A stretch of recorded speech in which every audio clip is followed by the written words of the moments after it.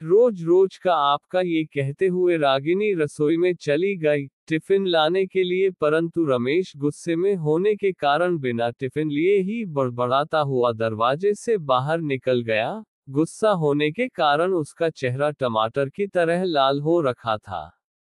काम वाली जगह पहुंच गया और काम करने लग गया। उसका बदला बदला तेवर देखकर उसके साथी समझ गए थे कि आज महोदय घर पर झगड़ा करके आए हैं। मुनीश, जो रमेश का काम वाली जगह पर सबसे अच्छा दोस्त था, पूछा, क्या हुआ भाई? कुछ नहीं, बस घर पर तुम्हारी भाभी से। रमेश ने कहा, कोई बात नहीं, कभी कभी हो जाती है, ज्यादा चिंता मत करो, सब अच्छा हो जाएगा। प्यार में थोड़ा बहुत झगड़ा चलता है। और मुनीश कह ही रहा था कि रमेश ने उसकी बात काटते हुए बोला, हम जानता हूं यार, सब ठीक हो जाएगा, कहकर वापस अपने काम में लग गया।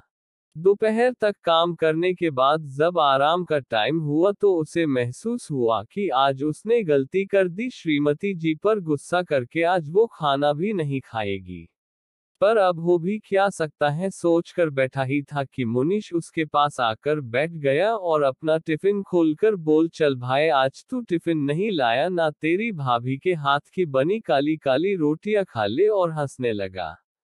रमेश ने 2-3 बार माना किया पर मुनीश नहीं माना और उसे खाना खाने के लिए मना ही लिया। भूख भी लगी थी तो दोनों ने साथ में खाना खाया और बातें करने लगे। रमेश, क्या बात हो गई थी जो सुबह सुबह भाभी से लड़ाई करनी पड़ी? अरे कुछ नहीं, थोड़ा आराम करके वापस काम पर लगा गए। दोपहर बाद काम पर लगने के बाद रमेश का मन काम में नहीं लग रहा था, सिर्फ रागिनी के बारे में ही सोच रहा था कि वो कितना प्यार करती है उससे, और एक वो है कि कितना झगड़ता है, रोज थोड़ा भी लेट हो जाता है तो चिंता हो जाती है, उससे जाते ही कितने सवाल करती है कि क्या हुए आज आप लेट क्योंकि हो गए। मेरे मन में कैसे कैसे ख्याल आने लगे थे और मैं हंस के टाल देता, पर जब भी घर जाता हूँ तो वो इंतजार करती रहती है, प्यार से मेरे लिए खाना बनाती है, साथ ही खाती है। जिस दिन मैं खाना नहीं खाता तो वो भी बिना खाए ही सो जाती है। मेरे लिए तो व्रत भी करती है, पूरे पूरे दिन बिना खाए रहती है। ऐसे बहुत सारे ख्याल उसके मन में आ रहे हैं और शाम हो गई।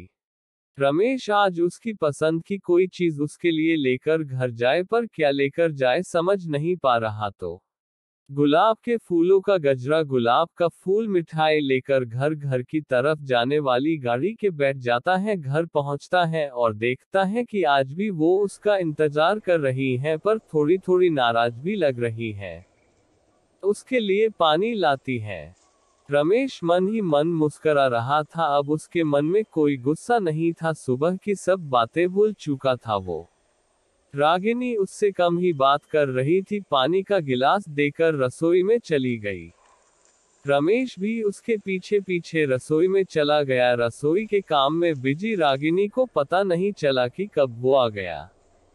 रमेश ने उसको पीछे से पकड़ लिया तो अचानक से वो चीख पड़ी, पर रमेश ही था तो उसने छुड़वाने का प्रयास भी नहीं किया। सॉरी यार, सुबह रमेश बोला और उसके होठ पर प्यारा सा चुंबन कर लिया, वो भी रागिनी की सारी नाराजगी भी छू मंतर हो गई। रमेश ने कहा, आज मैं भी तुम्हारी खाना बनाने में हेल्प करूंगा। रागिनी जोर जोर से हंसने लगी और कहा, आज से पहले कभी रसोई में आए भी हो क्या जो आज हम? पता है, मुझे सब बनाना भी आता है, तुम कुछ मत करो, मैं अकेला भी बना सकता हूँ, रमेश ने कहा। और प्यारी से इस्माइल दी रागिनी। ठीक है, फिर ऐसा करो, मुझे बताते रहो, जैसा जैसा तुम बताओगे वैसा वैसा ही मैं करती जाऊंगी।